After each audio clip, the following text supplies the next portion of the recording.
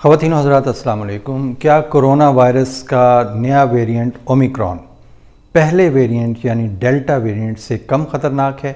आज की वीडियो में हम इस सवाल का जवाब तलाश करेंगे। मेरा नाम डॉक्टर सुहेल अहमद है।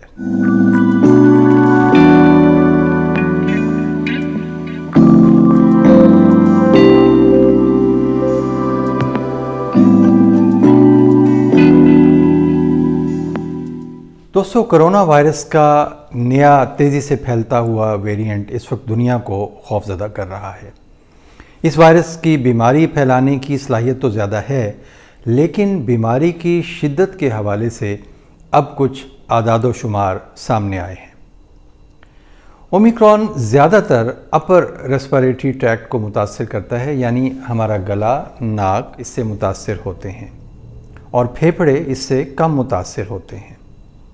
ओमिक्रॉन की इन्फेक्शन में बुखार और खांसी बहुत कम वक्त के लिए हैं या बहुत कम हैं, और हैरत की बात यह है कि सूंघने की हिस्स भी इस इन्फेक्शन में बहुत कम मुतासर होती है।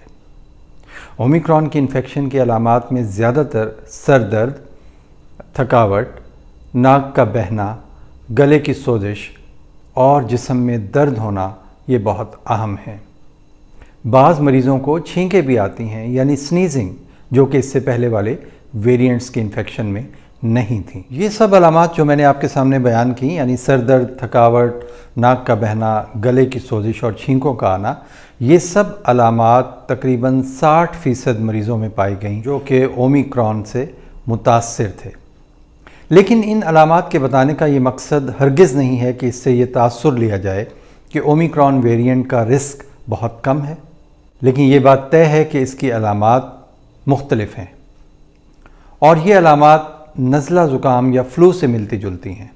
आपको ये जानकर हैरत होगी कि इस वक्त दुनिया में जिन इलाकों में ओमिक्रॉन फैला हुआ है, वहाँ पर जो नज़ला ज़ुकाम फैला है उसमें से 75% कोविड कोल्ड है, यानी ओमिक्रॉन की वजह से होने वाला नज़ला ज़ुकाम है। ये 75% नज़ला ज़ुकाम दरअसल कोरोना वायरस कर रहा है।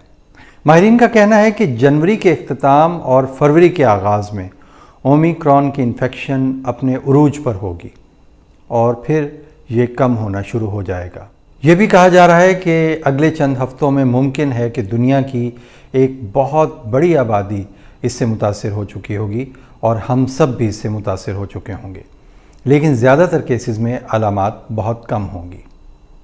वैक्सीन्स यकीनन मददगार हैं, लेकिन ये भी तो मुमकिन है कि वायरस का ये वेरिएंट वैसे ही बीमारी की ज़्यादा शिद्दत पैदा ना करने की सलाहियत रखता हो। और दूसरी तरफ वैक्सीन की बूस्टर डोज़ के बारे में भी ये बात दुरुस्त है कि जिन लोगों को बूस्टर डोज़ लगी है उनमें बीमारी की शिद्दत कम होती है। ओमिक्रॉन इन्फेक्शन में यकीनन अलामात की शिद्दत कम है, लेकिन जिस तेज़ी से ये फैल रहा है इसकी वजह से हेल्थ सिस्टम पर बोझ बहुत ज़्यादा बढ़ता जा रहा है। अब देखते हैं कि कौन लोग हैं जो सबसे ज़्यादा महफूज हैं। माहिरीन के मुताबिक पहले नंबर पर वो लोग आते हैं जिन्होंने वैक्सीन की तीसरी डोज़ लगवा ली है। ये लोग सबसे ज़्यादा महफूज हैं। दूसरे नंबर पर वो लोग आते हैं जिनको पहले एक बार कोरोना का इन्फेक्शन हो चुका है और उनके अंदर एक नेचुरल इम्यूनिटी डेवलप हो चुकी है। और तीसरे नंबर पर वो लोग हैं जिनको कम से कम 2 डोजेज़ वैक्सीन की लग चुकी हैं। तो अब तक की स्टडीज़ के मुताबिक सबसे ज़्यादा महफूज लोग वही हैं जिन्हें वैक्सीन की कम से कम 3 डोजेज़ लग चुकी हैं। एक और अहम बात यह है कि ओमिक्रॉन के इन्फेक्शन हो जाने के बाद जिस्म में डेल्टा वेरिएंट के ख़िलाफ़ भी मुदाफ़ियत पैदा हो जाती है, और ये हम जानते हैं कि डेल्टा वेरिएंट ज़्यादा ख़तरनाक है और बाज़ सूरतों में जानलेवा है।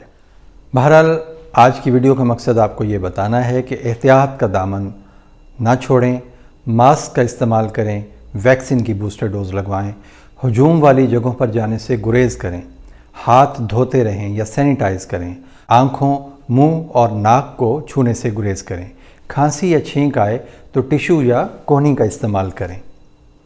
अपना बहुत ख्याल रखिएगा। अल्लाह ताला आपका हामी व नासिर हो।